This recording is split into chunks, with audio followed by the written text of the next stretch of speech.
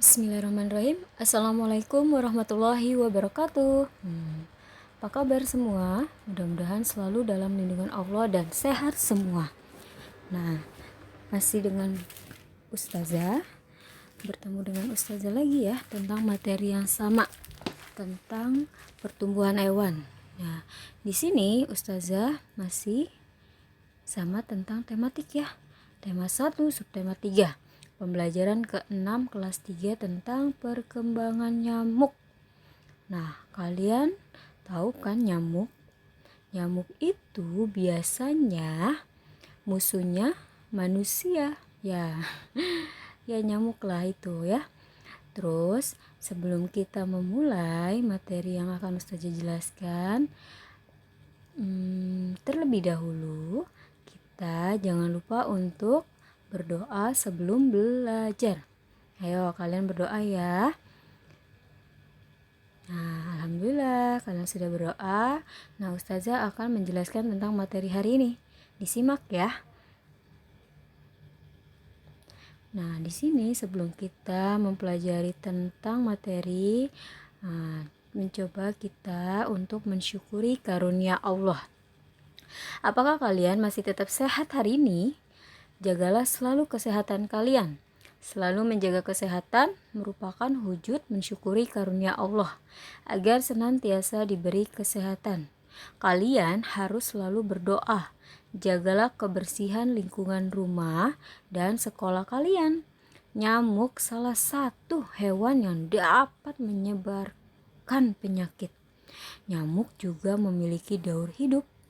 Nah, nanti di sini Ustazah akan menjelaskan tentang daur hidup nyamuk. Ya, Ustazah akan jelaskan. Nanti juga ada videonya. Nah, selanjutnya nih, pertumbuhan dan perkembangan nyamuk. Ada beberapa penyakit yang bisa ditularkan dari hewan. Di antaranya adalah nyamuk dan lalat. Nah, nyamuk dapat menularkan penyakit demam berdarah. Lalat dapat menularkan penyakit perut. Bagaimana daur hidup nyamuk dan lalat? Nah, di sini nanti akan saja kupas tuntas tentang nyamuk dan lalat. Ya. Selanjutnya. Nah, di sini ada pertumbuhan nyamuk. Nah, kalian lihat nih ya di gambar. Nah, pertumbuhan nyamuk nih dari apa dulu nih? Ayo. Dimulai dari telur, ke jentik, pupa atau kepompong, dan menjadi nyamuk dewasa. Nah, hati-hati nih kalau kalian di kamar mandi ada jentik-jentik di air kalian. Nah, itu bisa jadi yang akan menyebabkan nyamuk, perkembangan nyamuk ya. Selanjutnya, nyamuk memiliki daur hidup seperti hewan lainnya. Daur hidup nyamuk dimulai dari telur. Telur nyamuk berada di atas air. Ketika sudah menetas, telur menjadi jentik-jentik. Jentik-jentik berubah menjadi pupa. Setelah beberapa waktu, pupa berubah menjadi nyamuk. Tahapan perkembangan nyamuk berlangsung cepat dan terjadi pada media air. Beberapa nyamuk dapat menjadi penyebar penyakit yang mematikan. Nah, contohnya penyakit yang ditularkan nyamuk adalah demam berdarah ya. Pasti kalian tahu. Demam berdarah itu Masya Allah ya, bisa menyebabkan apa? Menyebabkan kematian kalau benar-benar tidak ditangani langsung ya, solidan solihat. Jadi kalian harus benar-benar menjaga kebersihan. Nah, selanjutnya penyakit demam berdarah dapat mengakibatkan kematian. Selain demam berdarah, banyak lagi penyakit lain yang ditularkan nyamuk. Salah satu penyebab berkembangnya nyamuk adalah banyaknya genangan air. Nah, membersihkan lingkungan serta membuang benda-benda yang sudah tidak dipakai agar tidak dijadikan tempat perkembangbiakan nyamuk. Nah, oleh karena itu, mari kita bersama-sama mengingatkan masyarakat agar menjaga lingkungan melalui poster. Nah, jika kalian lagi iseng atau lagi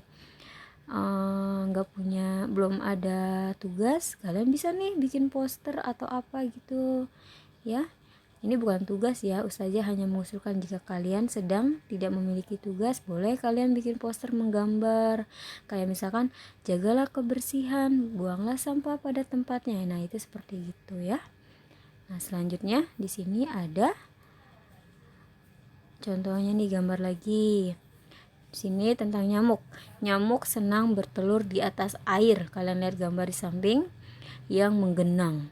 Sekali bertelur jumlahnya ratusan butir. Serem ya. Telur kemudian menetas menjadi jentik-jentik atau tampayak.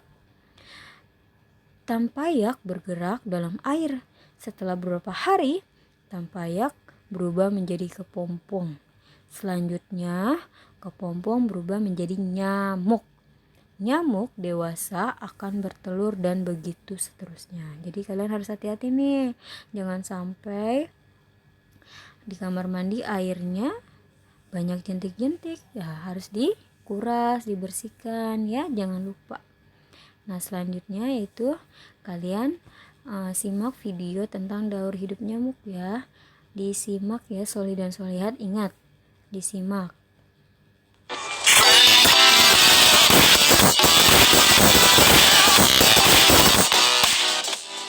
Nyamuk merupakan salah satu jenis serangga dari kerajaan Animalia, filum Arthropoda, masuk dalam kelas Insect dan berordodiptera serta berfamili Culicidae.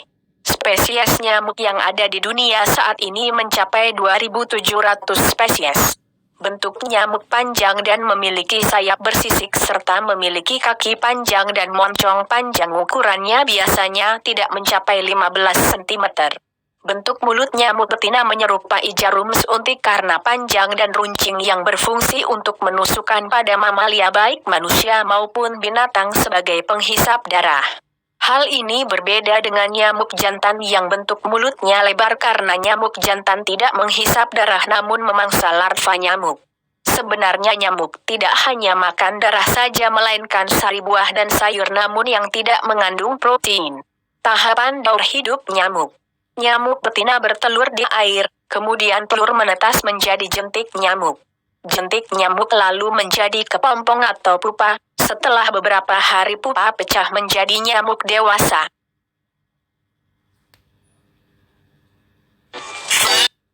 Nah, di sini tadi Ustazah sudah memperlihatkan video tentang daur hidup nyamuk. Nah, nggak cuma nyamuk aja nih, ada lagi tentang penjelasan tentang lalat. Nah, lalat pun sama ya seperti nyamuk, tidak jauh beda. Di sini dari telur menjadi larva, jadi pupa atau kepompong dan menjadi lalat dewasa. Lalat dewasa meletakkan telur-telurnya di atas sampah atau kotoran. Ukuran telur lalat sangat kecil. Setelah telur lalat menetas, keluarlah larva kecil berwarna putih. Larva lalat disebut belatung. Belatung memakan makanan yang ada di sekitarnya. Akhirnya, belatung membungkus dirinya sehingga berubah menjadi kepompong. Setelah beberapa hari, kepompong akan berubah menjadi lalat. Lalat dewasa akan bertelur lagi ya. Begitu seterusnya daur hidup lalat terjadi. Nah, seperti itulah. Tidak beda dengan apa? Iya benar, tidak beda dengan nyamuk ya, Soli dan Solihat. Nah, selanjutnya membiasakan membuang sampah pada tempatnya. Nah, Ustazah sudah menjelaskan tentang daur hidup nyamuk dan lalat. Kalian tahu kan berarti kalau adanya nyamuk dan lalat itu karena apa? Pasti karena tidak menjaga kebersihan, bisa menimbulkan penyakit. Nah, di sini Ustazah akan menjelaskan tentang membiasakan membuang sampah pada tempatnya, yaitu menjaga kebersihan. Nah, di sini lalat suka hinggap di tempat kotor, misalnya sampah. Pada saat yang lain, lalat suka hinggap pada makanan. Akibatnya, orang yang makan makanan yang dihinggapi lalat dapat sakit perut. Nah, kalian tuh pernah nggak ada lalat nemplok di makanan kalian? Nah, kalau udah nemplok jangan dimakan lagi ya. Nah, oleh karena itu, sampah tidak boleh dibuang sembarangan. Sampah harus dibuang di tempat sampah. Selain itu, tempat sampah hendaknya selalu ditutup agar tidak dihinggapi lalat. Nah, jadi kalian harus cek nih, lingkungan kalian atau lingkungan sekitar rumah kalian sampah-sampahnya tertutup atau enggak. Nah, harus ditutup ya biar tidak disamperin lalat. Nah, selanjutnya di sini Ustazah akan menjelaskan tentang cara menjaga kebersihan lingkungan. Yang pertama, di sini ada memelihara kebersihan lingkungan rumah. Nah, apa aja sih? Yaitu yang pertama, mengadakan kerja bakti membersihkan rumah. Nah, mengadakan kerja bakti membersihkan rumah itu sama siapa? Sama ibu, sama ayah, sama adik, kakak, atau yang lainnya. Terus yang kedua, membiasakan membuang sampah pada tempatnya. Jangan lupa buang sampah pada tempatnya, tidak boleh sembarangan. Jangan cuma naruh aja di kamar, digeletakin, di ruang tamu, itu tidak boleh ya. Yang ketiga, menjaga kebersihan rumah. Ingat, bersihkan rumah ya. Habis bangun tidur diberesin tempat tidurnya, nyapu, bantuin ibu ya. Terus yang kedua ini ada menjaga kebersihan lingkungan pemukiman.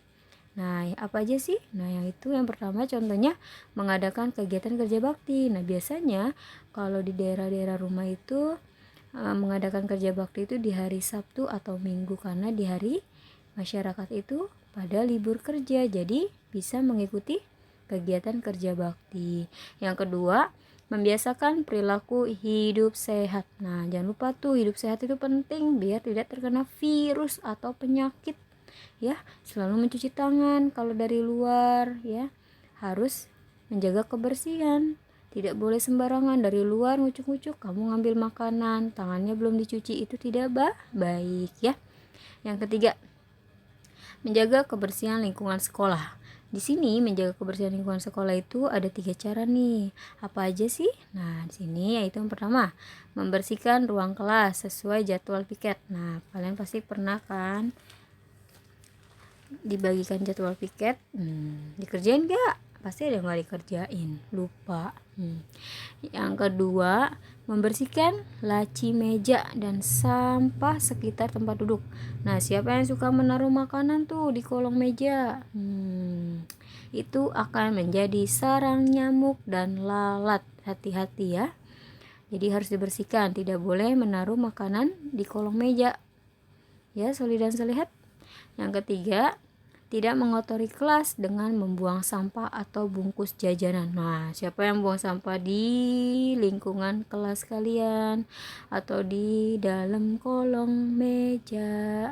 Ayo, ingat tidak boleh ya. Yang keempat, menjaga kebersihan di tempat umum. Yang pertama ini tidak membuang sampah sembarangan. Nah, kalian kalau habis makan jajan asal lempar aja, cling, kena orang. Membuang bekas makan pisang asal lempar, cling, kena orang, kepleset, itu tidak baik. Jadi harus membuang sampah ke tempat sampah.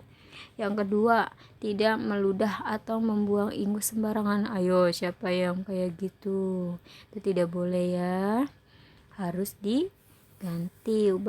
diubah pola hidupnya tuh, harus dibersihkan pakai tisu ya. Ingat.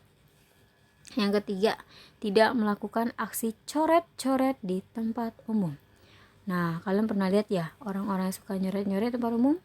Nah, itu lebih baik kalian nasihati dan bilang, kalau misalkan yang mencoret-coret orang dewasa, kalian minta tolong oleh orang yang lebih dewasa ya. Jangan kalian, nanti kalian malah disalahin. Kalian minta tolong sama yang lebih dewasa lagi biar mereka takut ya, solid dan solihat. Nah, selanjutnya, nah di sini tak lupa Ustazah memberikan tugas buat kalian. Tugas apa sih Ustazah? Nah, tugas ini dikerjakan di buku tulis tematik. Karena tema ini kan tema terakhir ya, subtema terakhir pembelajaran ke-6. Nah, ya. Beberapa hari lagi akan masuk ke subtema 4. Nah, di sini tugasnya yaitu yang pertama, kalian coba bekerja sama menjaga kebersihan lingkungan rumah bersama orang tua kalian, boleh sama ibu, boleh sama ayah. Dan dokumentasikan dalam bentuk foto kegiatan yang bekerja sama dengan orang tua. Misalkan kalian lagi nyapu, nah boleh tuh lagi menyiram pohon, boleh difoto.